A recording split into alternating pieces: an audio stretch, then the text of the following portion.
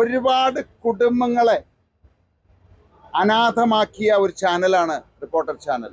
തെറ്റായിട്ടുള്ള വാർത്തകൾ നൽകി അവര് കുടുംബങ്ങൾ മാത്രമല്ല സ്ഥാപനങ്ങൾ അങ്ങനെ ഒട്ടനവധി പേരെ അനാഥരാക്കിയ ഒരു ചാനലാണത്.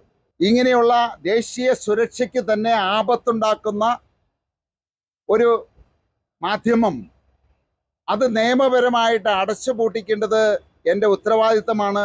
അത് ഈ കേരളത്തിലെ 3.5 കോടി ജനങ്ങളുടെ ആവശ്യമാണ്.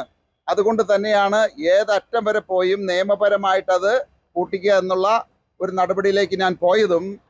ഇതിൻ്റെ ഉടമകൾക്ക് ദേശീയ സുരക്ഷാ ക്ലിയറൻസ് ഇല്ല എന്ന് പറഞ്ഞു കഴിഞ്ഞാൽ അവര് ദേശീയ സുരക്ഷയെ ബാധിക്കും അവരുടെ പ്രവൃത്തി എന്നാണ് അതിൻ്റെ അർത്ഥം.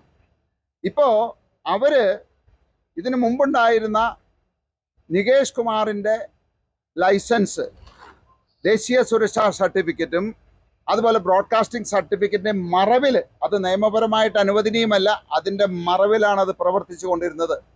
ഇപ്പോൾ അങ്ങനെ നിയമവിരുദ്ധമായിട്ട് നികേഷ് കുമാർ ആ ലൈസൻസ് ഇവർക്ക് കൈമാറിയതിൻ്റെ പേരിൽ നികേഷ് കുമാറിൻ്റെ ദേശീയ സുരക്ഷാ ക്ലിയറൻസും ഇപ്പോൾ റദ്ദ് ചെയ്തിരിക്കുകയാണത്.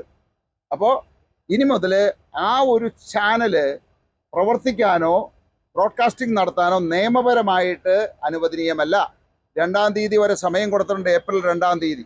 മിക്കവാറും ഏപ്രിൽ 2-ന് കേന്ദ്ര ഗവൺമെൻറ് അതിന് ഷട്ടറിടും എന്ന് തന്നെയാണ് എൻ്റെ വിശ്വാസം.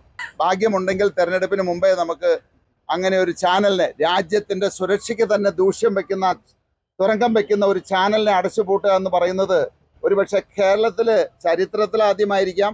കാരണം നമ്മൾ ഈ കേരളത്തിൻ്റെ അല്ലെങ്കിൽ നാടിൻ്റെ സുരക്ഷയ്ക്ക് വേണ്ടിയിട്ട് ഒരു വ്യക്തി ചെയ്യുന്ന ഒരു പുണ്യപ്രവൃത്തിയായിട്ട് ഇതിനെ കണക്കാക്കിയാൽ മതി.